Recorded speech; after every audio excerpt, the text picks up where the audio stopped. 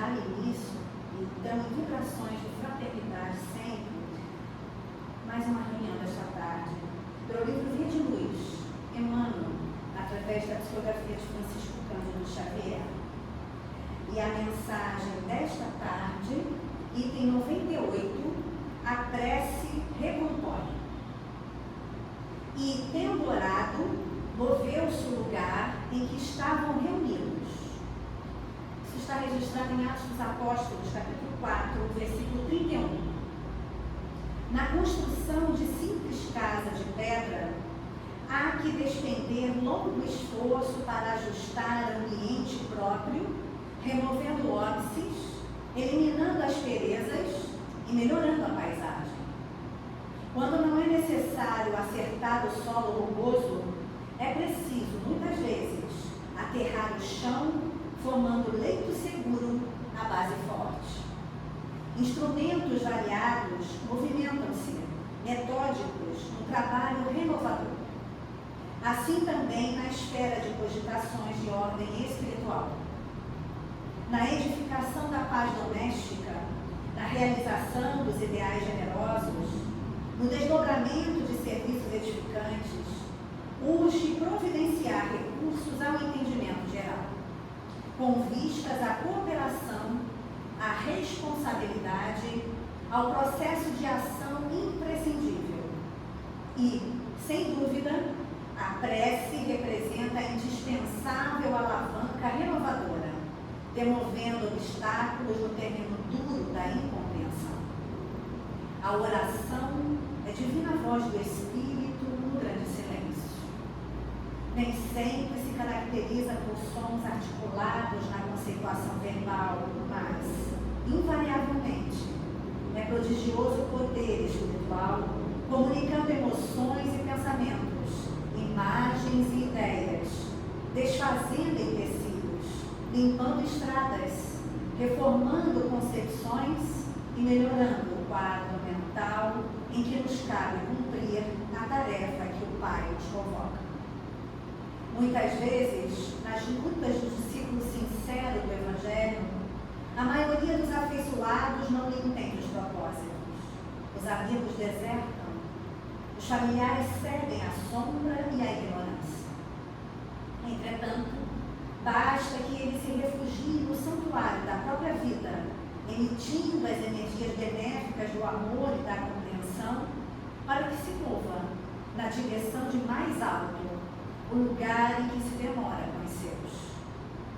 A prece tecida de inquietação e angústia não pode distanciar-se dos gritos desordenados de quem prefere a aflição e se emprega a imprudência. Mas a oração tecida de harmonia e confiança é força imprimindo direção à bússola da fé viva, recompondo a paisagem que vivemos e traçando rumos novos para a vida superior. E com esta mensagem que calafunda os nossos corações,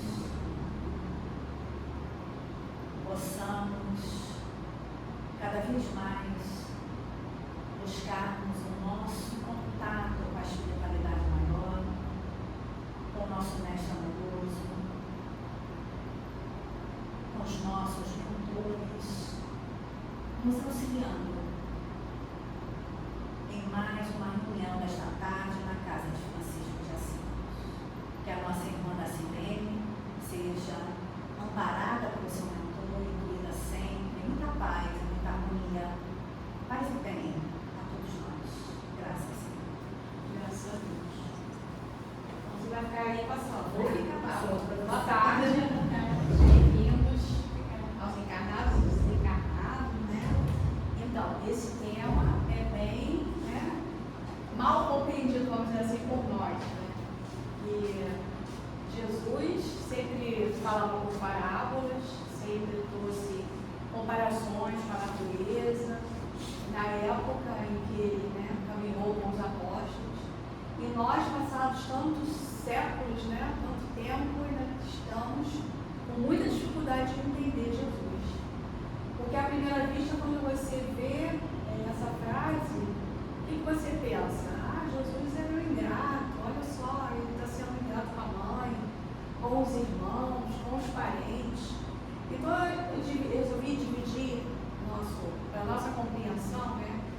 3 âmbitos.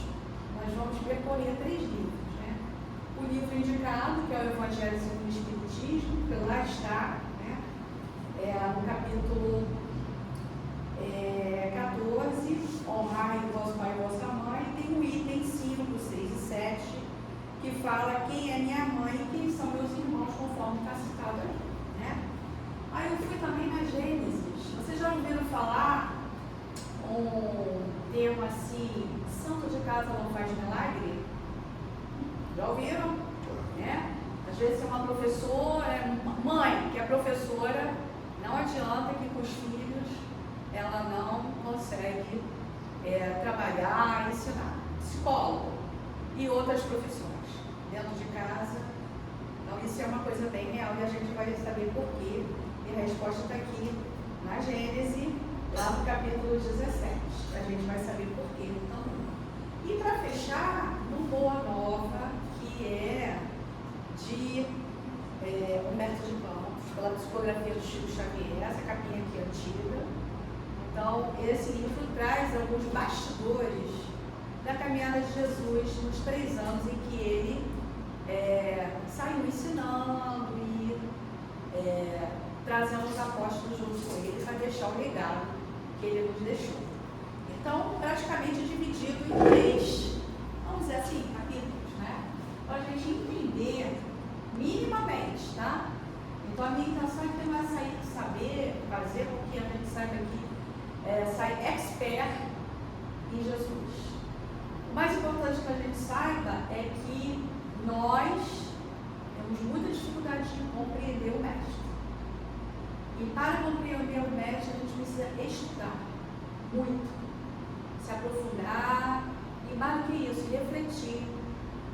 Nós temos o Evangelho segundo o Espiritismo que esmiuça. Se você pegar esse texto lá no Novo Testamento, que está lá, a gente vai ver também, não há as explicações, mas Kardec, né, nos trouxe as explicações.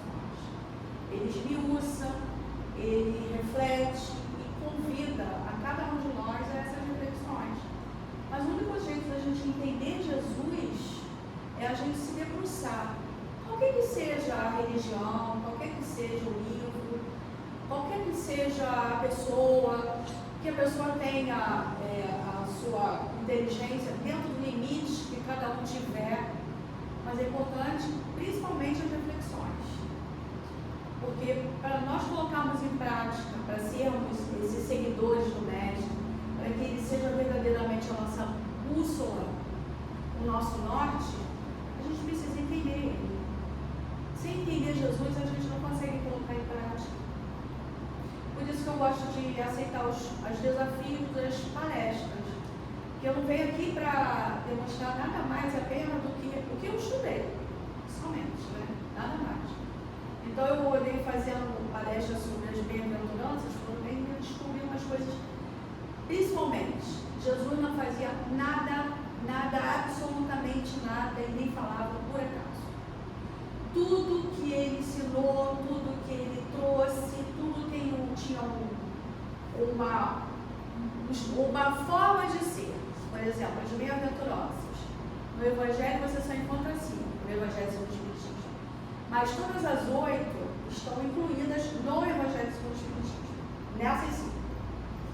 E o que eu descobri estudando, assistindo outras palestras, outros palestrantes, outros estudiosos, que para você conseguir as bem-aventuranças, que é a possibilidade de você entrar no chamado reino dos céus, que na verdade está na nossa consciência, não há um local, não há um cercadinho, um muro, nem a nossa casa, está dentro da nossa consciência. É um estado consciencial. Então, para você percorrer e alcançar todas as bem-aventuranças, bem-aventurados os pobres, pacíficos, os aflitos, você precisa, para chegar até a última, você precisa alcançar cada uma delas.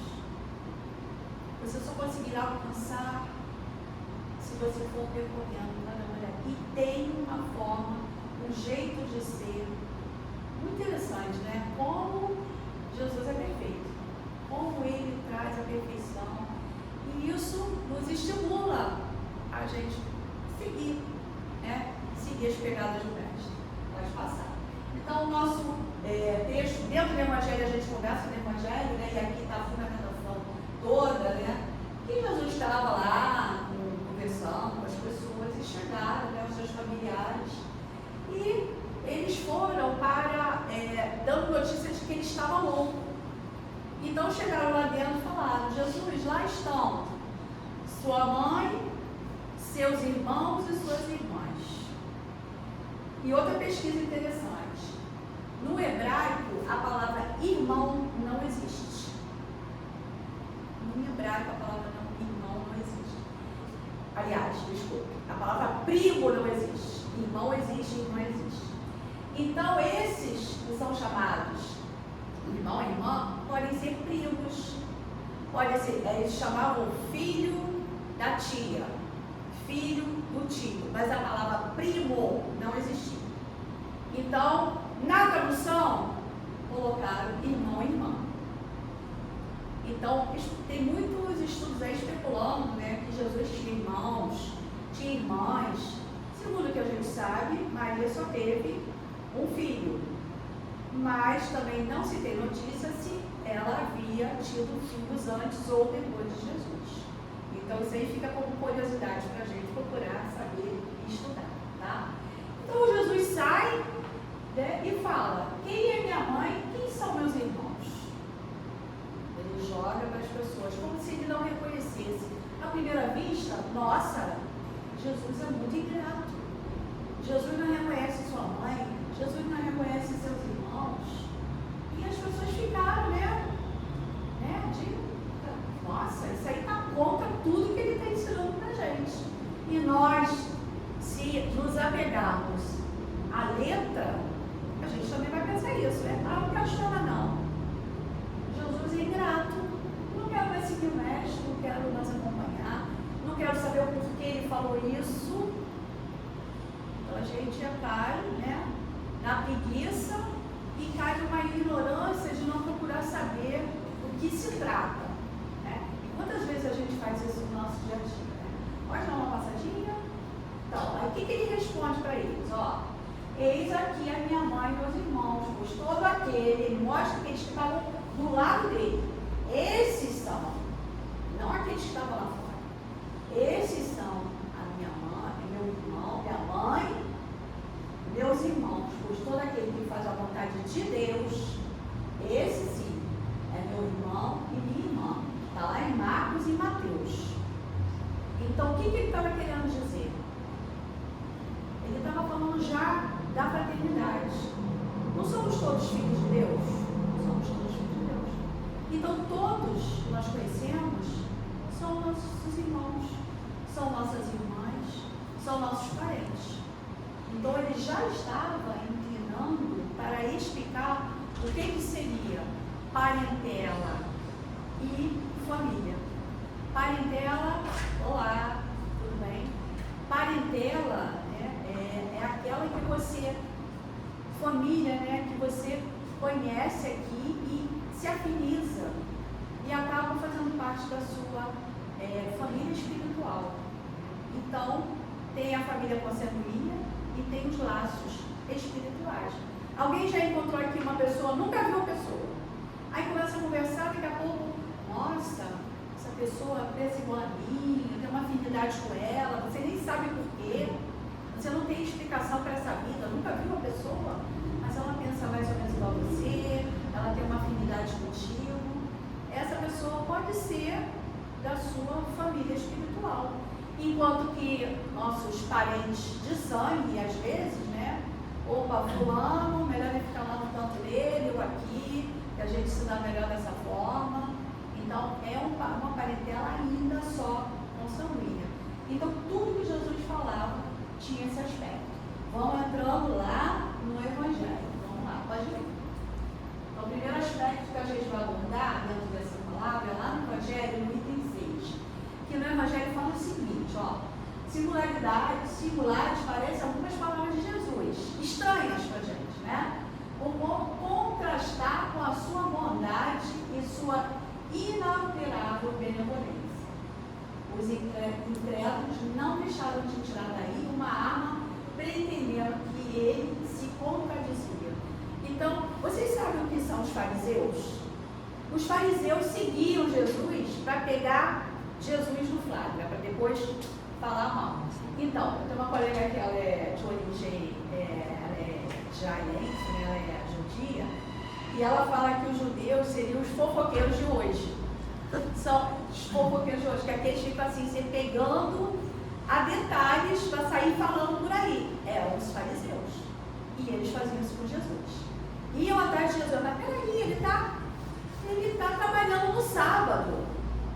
Peraí, ele está curando no sábado. Não pode, pela lei mosaica, tinha algumas regras que não podia ferir. Né? Mas Jesus dizia, eu não vim ferir a lei. O que Jesus veio fazer entre nós? Ele veio, a lei que ele se referia era a lei mosaica, que é a primeira revelação da doutrina espírita. Ele veio revelar, ele veio dar amorosidade a essa lei. Essa lei, na época, precisava que fosse muito dura, muito rígida, para disciplinar um povo inteiro, muito rebelde. Mas aí Jesus veio para dar uma amorosidade àquela lei. Ele não veio destruir, não veio acabar com a lei. Ele pergunta, né? O sábado foi feito para o homem ou o homem para o sábado? Aí todo mundo, opa, né? Então tudo que Jesus fazia, eles estavam ali, aí eles falavam, começou, né? Tá vendo? Ele que prega, né? Que todos sejamos bondosos, ele está sendo, não está sendo caridoso com a sua própria família. Os fariseus falando mal, né? E quiçá nós também, né? Nós também. Jesus lá eu fiz um estudo também sobre o Sermão do Cenáculo. O Sermão do Cenáculo nada mais é, eu gosto de falar porque tem umas curiosidades interessantes, né?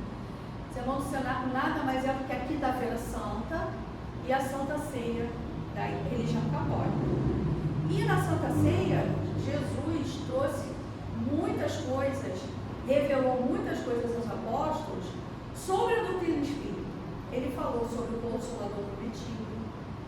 Ele falou quantos cristãos seriam perseguidos, quanto a religião seria renegada, e a gente vê hoje em dia países que estão expulsando os cristãos.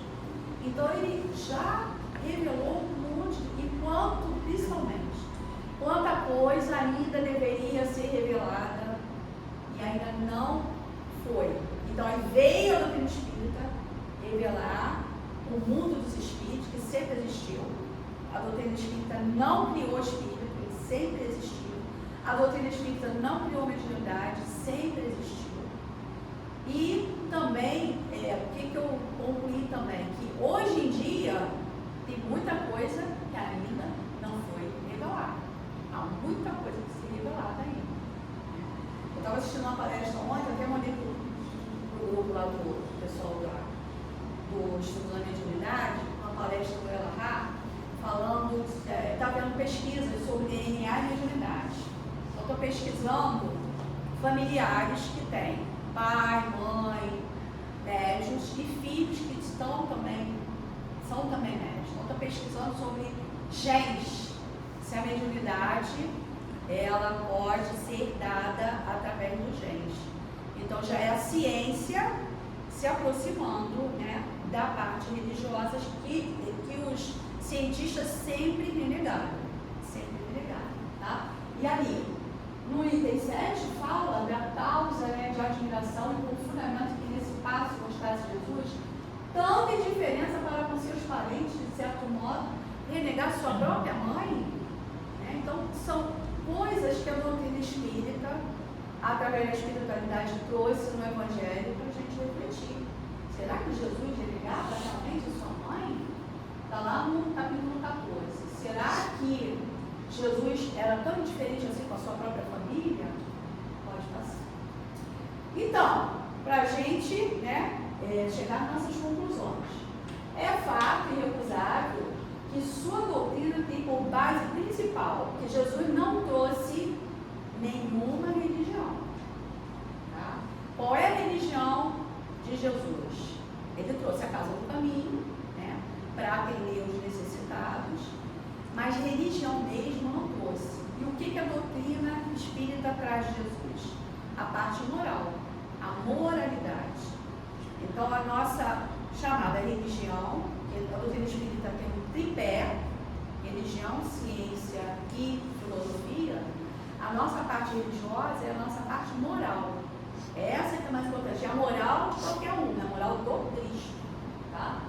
Então, o fato irrecusável é que a sua doutrina tem como base principal, por pedra angular, a lei do amor e da caridade. Poxa, se Jesus era caridoso, amoroso, curou tanta gente, pessoas que ele não conhecia, como que ele não trataria bem seus parentes? Sua mãe, seus primos, seus irmãos, quem seja lá que fosse, estivesse ali. Então, certas proposições suas, né, de Jesus, se acham em contradição com aquele princípio básico. Então, se você levar o pé da letra, eu costumo falar também isso, que eu estou vendo uma tendência grande dos espíritas levarem ao pé da letra tudo que se lê. Não pode. Você não pode ler o livro dos espíritos ao pé da letra. Você precisa ler, leu a frase, leu o parágrafo, leu a resposta dos espíritos. Você precisa refletir sobre aquilo ali. O que realmente está sendo dito. O que realmente os espíritos queriam dizer com aquilo. Porque se você não refletir, se você levar o pé da letra, você vai torcer tudo e aí vai embaralhar a sua cabeça, né? Vai ruim. Então, tomar muito cuidado, né? Então, o princípio básico de Jesus, amor e caridade. Então, suas palavras, as palavras atribuídas a ele, foram mal reproduzidas ou mal compreendidas na época. Então, se você pegar, conforme eu já falei, pega o Evangelho, você lê rapidamente, o que você vai entender? Jesus está remedando os seus familiares. E não é assim. Aí a gente tem o Evangelho Espírita, isso o Espiritismo vai explicar para a gente, né? Então, agora a gente vai lá para o segundo aspecto para ver uma outra abordagem sobre isso, tá? Lá no capítulo 17 da Gênesis. O capítulo é sobre predições do Evangelho, tá? Quem nunca leu o finalzinho da Gênesis, gente, é super, hiper maravilhoso. É show de bola, realmente. Então tem um item, o primeiro item, que fala de ninguém é profeta em sua terra. Lembra que eu falei da Santo de Casa do Milagre? É daí que vem. Então a gente vai entender a explicação, né? Então vem de novo, né? Jesus tendo vindo à sua terra natal, instruía nas sinagogas, de sorte que tomados de espanto dizia, mas peraí, quem é aquele? Quem é aquele que está ali? Quem é aquele... Tá passando mal. Quem é aquele ali que está trazendo esses milagres, essa sabedoria? Mas peraí, ele não é filho daquele carpinteiro? Ele não se chama Jesus, que é filho de Maria, que tem Tiago, José, Simão e Judas como seus irmãos? Perguntavam sobre Jesus. Isso na terra e Nazaré. Ou seja, na sua comunidade, as pessoas que conheciam Jesus não davam a mínima, a palavra é essa, não davam nenhuma importância a Jesus. Zero importância. Por isso esse termo, santo de casa, não faz milagre, a gente vai ver, né? Ele seria assim objeto de escândalo? Ora, né? Mas Jesus disse, um profeta só não é honrado em sua terra e na sua casa. Então daí é que vem o tal do ditado, de santo de casa não faz milagre. Só que transformaram, né, a partir da palavra de Jesus, que um profeta só não é honrado em sua terra e na sua casa. Então ele sabia, mas vocês têm ideia de por que isso? Por que será que uma professora, eu fui professora há 30 anos, com os meus filhos, eu dei aula de educação física, agora na academia, eu falava, olha, você não pode dizer que... Mãe, não tinha, aí eu falei, mesmo, esse ditado é a coisa mais certa. Aí eu desisti, porque era dar soco e ponta de faca, porque não adiantava. O professor de academia, o professor da escola, todo mundo fazia mais efeito do que eu. Eu resolvi ficar, reservar minha marca. Eu falei, poxa mãe, eu vou dar minha importância, né? Então, Jesus lá na sua terra não fez milagre. Jesus não fez uma cura, um milagre em Nazaré. Não fez uma. Ele fez em vários locais. na terra dele? Nenhuma. E a gente vai ver por quê aqui, né?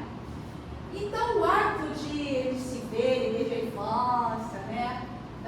No dia a dia, na vida extraordinária, né? Dando uma espécie de igualdade material, fez com que a maioria deles se negasse a reconhecer a superioridade moral de quem foram companheiros comensais. Ou seja, conviveram com Jesus, eram pessoas ignorantes, eram pessoas que não davam valor a nenhum tipo de moralidade.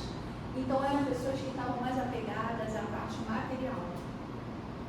Então eles não davam valor a Jesus por conta de serem apegados à parte material. E isso acontece conosco também. É um entendimento que a gente precisa ter para acalmar nosso coração, né? Quando o filho não atende a gente.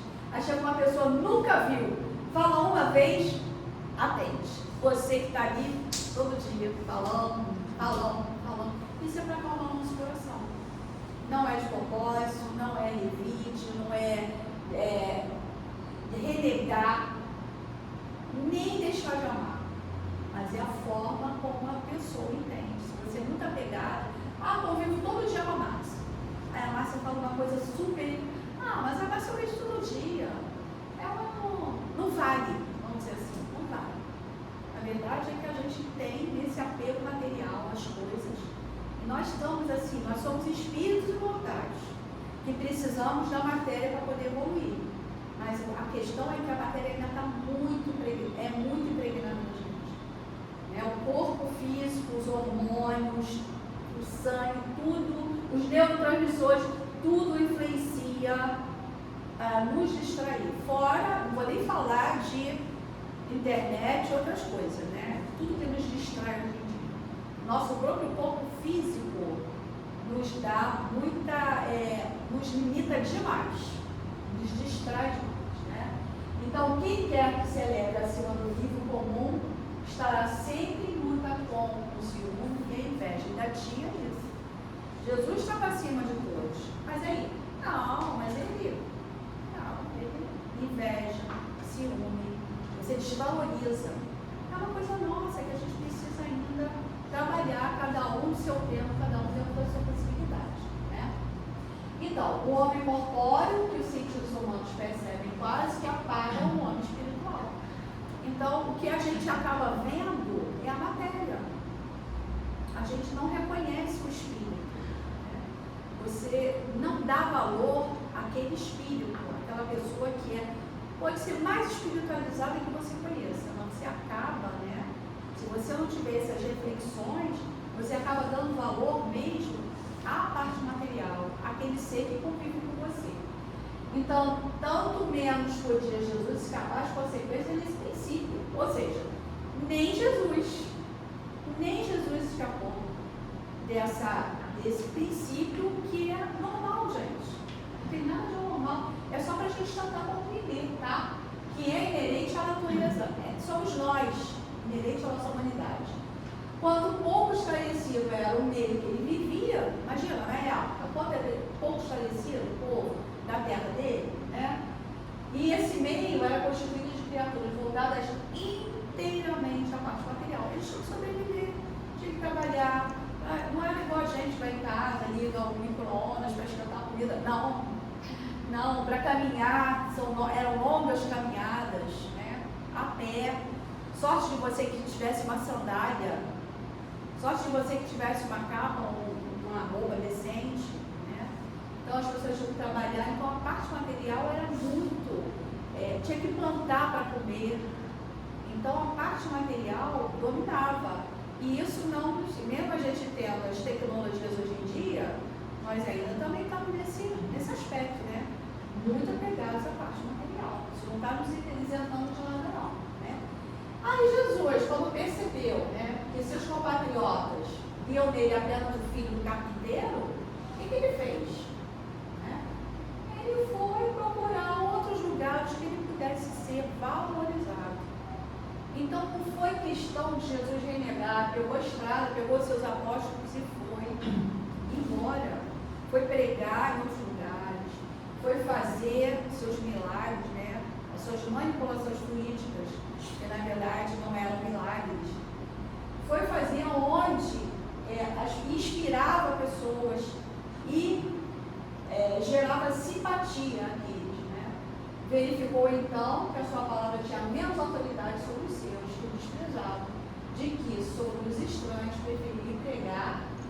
que o escutavam e aos quais inspirava simpatia.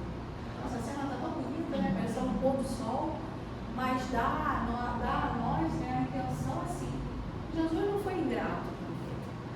Ele apenas reconheceu. Para a gente reconhecer uma situação, né, a gente precisa o quê? Desenvolver que tipo de virtude? Humildade. A gente precisa desenvolver a humildade. Se nós não desenvolvermos a humildade, a gente não vai aceitar muita coisa. Porque o orgulho e o egoísmo dominam a gente direto. Quando você percebe, já está na situação. Então Jesus entendia os seus. Ele não desprezou. Ele apenas aceitou a situação com a humildade que ele tinha. Ele tem, né? Vamos colocar no presente. Esse mestre amor ainda nos inspira muito em relação a muitas virtudes, né? Então ele apenas reconheceu: vou procurar aqueles aos quais eu serei mais útil, né? Igual uma professora dentro de casa não é útil, mas na escola é útil para outras crianças, para outros jovens, ela será útil, né? Não é para ficar chateado com os filhos, não é para ficar chateado com os entes queridos, é apenas para reconhecer, né, que nós temos nossos limites. Nosso limite alcança até certo ponto, mas não é para a gente ficar chateado. Vamos lá? Então, aí a gente pode fazer uma ideia dos sentimentos para que com ele nutriam os que lhe eram aparentados, aqueles que conviveram com ele, pelo fato de que seus próprios irmãos, acompanhados de sua mãe, foram a uma reunião onde ele se encontrava para dele se apoderar, dizendo que perdeu o juízo. Então eles chegaram nessa reunião e chegaram chamando Jesus, já lá dentro, ó, Jesus, lá fora está sua mãe, seus irmãos e suas irmãs vieram aqui para te buscar. E ele olha para todos: quem é minha mãe, quem são meus irmãos? Ele não renegava, ele apenas estava reconhecendo que a sua família verdadeira era aquela com quem estava com ele, ouvia as suas pregações, porque ele veio para ensinar. Mesmo assim, né, mesmo porque Jesus, Espírito, quando a terra foi criada, Jesus já governador 4 bilhões e meio de anos. Jesus já era Espírito puro. Jesus foi criado simples e ignorante como nós? Sim. E ele evoluiu, passou pelas coisas que a gente está passando? Sim. Evoluiu, alcançou, quando foi convocado para ser o governador, para dirigir a construção do planeta, já era Espírito puro. Imagina se ele ia ficar chateado porque os parentes dele não lhe davam atenção, não lhe davam palco, tapete vermelho, absolutamente. Então a gente precisa entender esse Jesus, compreender que ele não estava renegando absolutamente nada daquilo que ele estava ensinando. Tá? Pode seguir? E a gente vai fazer uma reflexão agora, que o Kardec trouxe para a gente. Sim, de um lado os sacerdotes fariseus fofocando. Tá vendo, Jesus? Tá vendo? Ele renegou, ele disse que a mãe dele não era mãe dele, que os irmãos dele não eram irmão dele. E acusavam ele de trabalhar com o demônio. Do outro lado, pelos seus parentes, ele era considerado louco. Ele está louco. Vamos lá pegá-lo, levá-lo de volta para casa. Né? Então, Jesus lá na Santa Ceia já, né, avisou: olha, nós seremos renegados, nós seremos incompreendidos. Aí o Kardec trouxe para a gente lá. Não é o que se dá em nossos dias com relação aos espíritas. Quantas vezes a gente, né, vai conversar com uma pessoa, né?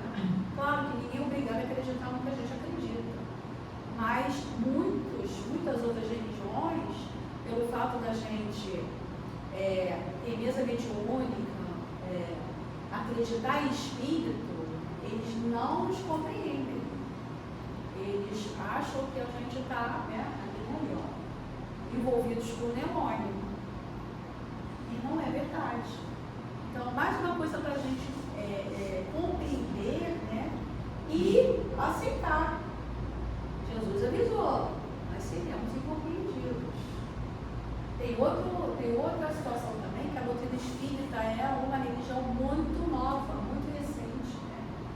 religião criada no século XIX, no século XIII já havia as cruzadas, já havia toda uma religião que dominava os nobres, os reis, e brigas entre reinos envolvendo a religião. Então, e nós somos bebês em relação a isso tudo, né? Então, toda essa novidade que a doutrina espírita trouxe no século XIX é muito recente e muito incompreendida. Mas não é para a gente ficar com raiva, é só para a gente refletir. Kardec trouxe uma possibilidade de reflexão. Não é o que se dá nos nossos dias com relação aos espíritas, e nem é para nos sentirmos superior a absolutamente nada. O Kardec, lá na conclusão do Livro dos Espíritos, fala, né? A doutrina espírita é a religião do futuro. Como é que é mesmo? Mas não é o futuro das religiões. É a religião do futuro, mas não é o futuro das religiões. O que ele está querendo dizer com isso? E ele fala também: todas as religiões se unirão numa só. Porque Jesus, quando fala da fraternidade, da caridade, ele vê todos como filhos de um único Pai. Então, todas as religiões se fundirão numa só. Mas, segundo Kardec, não será a doutrina espírita. A doutrina espírita veio para nos esclarecer. A minha opinião é que nós, espíritas, estávamos lá seguindo Jesus. Você viu aquela imagem lá, né? Jesus se afastando, todas aquelas pessoas seguindo, no Sermão do Monte, nós estávamos lá assistindo tudo, não entendendo nada, beleza, nós estávamos lá, seguimos Jesus, e o que? Não entendemos nada, não entendemos Jesus. Então precisamos reencarnar espíritas, para que a espiritualidade, através das obras básicas, nos explicasse tudo que nós vivemos, não absorvemos e temos hoje grandes explicações através das obras básicas. E o terceiro aspecto que eu trouxe, que é aquela capinha aqui é mais nova, tá? É do Boa Nova. No último capítulo fala de Maria. No Boa Nova, no capítulo 30, de Maria. Então, já Maria idosa, né, tendo passado por tanta coisa, vendo seu filho ser crucificado, tendo somente João acompanhando, né? João era o apóstolo mais novinho. Ele parece que começou a seguir Jesus por volta dos 16 anos. Ele é que acompanhou a velhice da Maria, e na crucificação ele era o único apóstolo que estava lá presente. Nenhum dos outros estava, porque eles estavam com medo. Eles estavam inseguros por tudo que eles tinham passado, pela prisão do mestre. Pedro renegou Jesus. Tomé, um outro livro da Amélia Rodrigues, fala também de Tomé escondido, disfarçado, assistindo a tudo, e se questionando o tempo todo, assim. Eu li várias vezes essa parte que eu achei tão interessante. Ele lá, os pensamentos dele, né? Aquele homem tão bom, aquele homem que só fez o bem, falando de Jesus, aquele homem que curou tanta gente, como que ele está ali naquela cruz, sofrendo tanto? Por que ele não faz alguma coisa e sai dali? Por que ele não resolve isso de uma vez? Por que não vem alguém e tira ele de lá? Os pensamentos dele, né? Aí daqui a pouco ele ouve alguma coisa na cabeça dele assim. Porque ele assistiu a cena do bom ladrão, quando o ladrão falou assim, pediu perdão por tudo que ele tinha feito, e Jesus falou para o bom ladrão, porque ele fala bom e o mal. Vamos dizer assim, uma alegoria, né? E esse pedindo perdão, Jesus falou, logo você estará no reino dos céus ao meu lado, ao lado do meu Pai. E o Tomé escondido ouviu Jesus falando para ele, né? Ele, como assim? Jesus perdoando o ladrão que ele nunca viu na vida, né? Aí ele escutou uma voz já na cabeça dele: Tomé, Tomé, até um ladrão que nunca me ouviu falar acredita em mim, tem fé nas minhas palavras, e você não. Ele ficou com uma vergonha mais uma vergonha. Bom, passaram algum tempo, ele já se caminhando, indo embora, vem alguém, encosta na mão dele e repete as mesmas palavras. Tomé, Tomé, você que conviveu comigo, você tem menos fé em mim do que aquele ladrão que nunca tinha me visto nem me ouvido e teve mais fé em mim do que você. Quem era? Jesus. Já tinha desencarnado, já tinha falado na mente dele na hora que estava crucificado e depois ele teve essa comunicação com Jesus, era o próprio Jesus, tanto na mente dele durante a crucificação quanto depois. Eu dei uma vírgula aí porque esse pedaço assim é muito interessante, né? Então a gente vai lembrar lá nesse capítulo 30, relembra na crucificação de Jesus, que Jesus também ele traz esse termo, ele entrega a Maria ao verdadeiro, ao Filho. Então ele fala assim, ela fala para Jesus, né? Meu filho, meu amado filho, exclamou amar-te e aflição. Com aquela serenidade daquele olhar e uma melancolia intraduzível. Então Jesus diz para ela, mãe, se dirigindo a João que estava do lado dela, mãe, eis aí teu filho. E dirigindo-se de modo especial ao apóstolo que era João, né, por leva sendo, disse, filho, eis aí a tua mãe. Então ele estava entregando, né, ele estava mostrando que a Maria era a mãe da humanidade. Ela simbolizava a mãe de todos nós. Pessoas temos tanta simpatia, amorosidade por Nossa Senhora. E esse capítulo, gente, ele é muito lindo, porque aqui conta a desencarnação de Maria. Eu não vou contar porque não veio ao caso aqui. A desencarnação dela e conta a vinda de Jesus para recebê-la no momento em que ela desencarna. É muito bonito. Tanto é que o capítulo fecha o livro, né? A desencarnação de Maria já velhinha, né? Sendo cuidada por João. E quando ela estava para desencarnar, vem Jesus e ela não reconhece Jesus. Depois é que ele se apresenta e dizendo que ia levá-la, ela estaria com ele.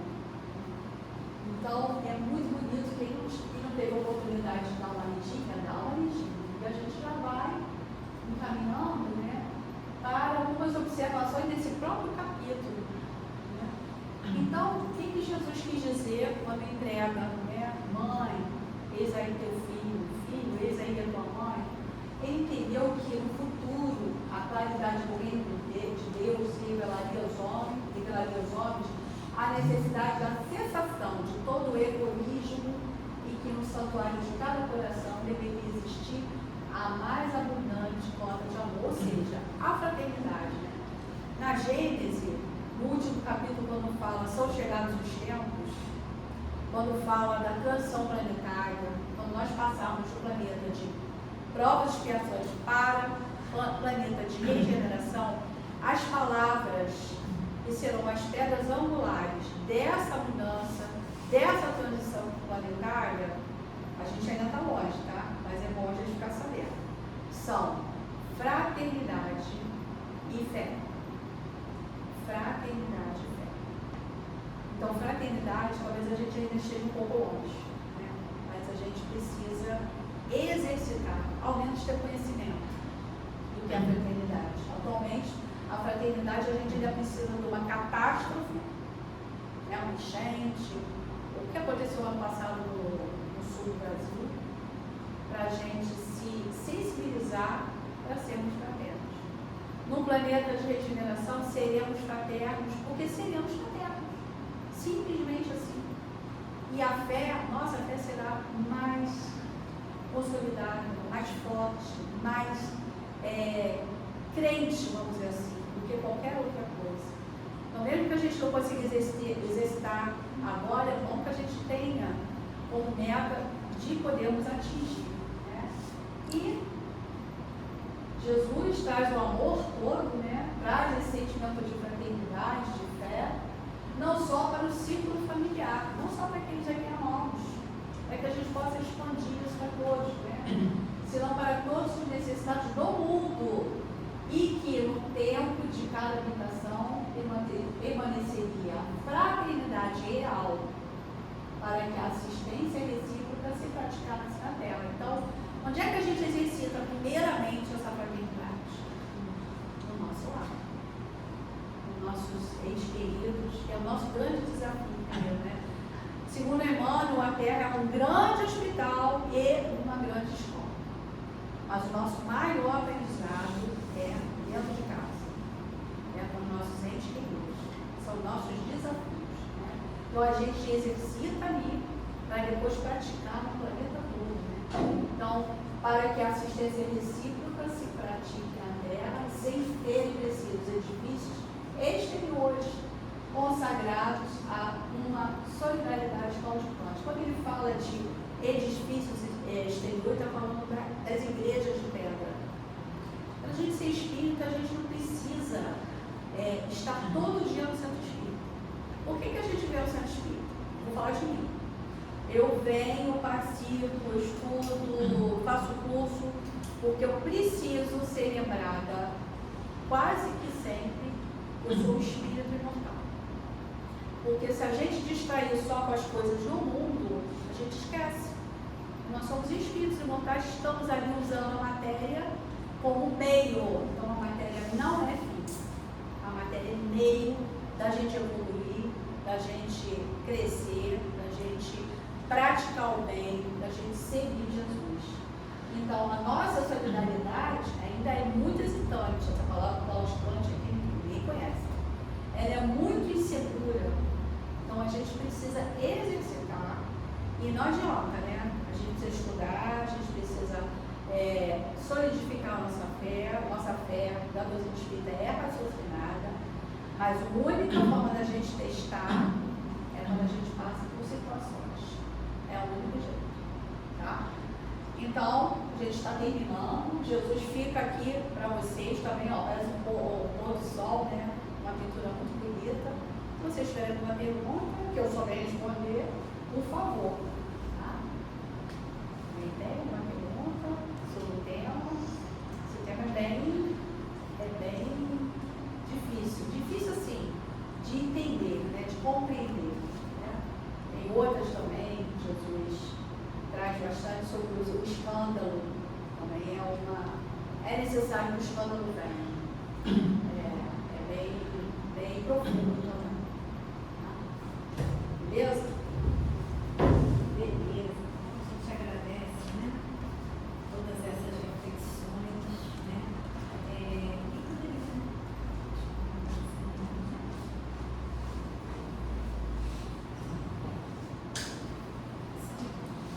Então vamos aproveitar, né, todo esse momento, né, de tanta reflexão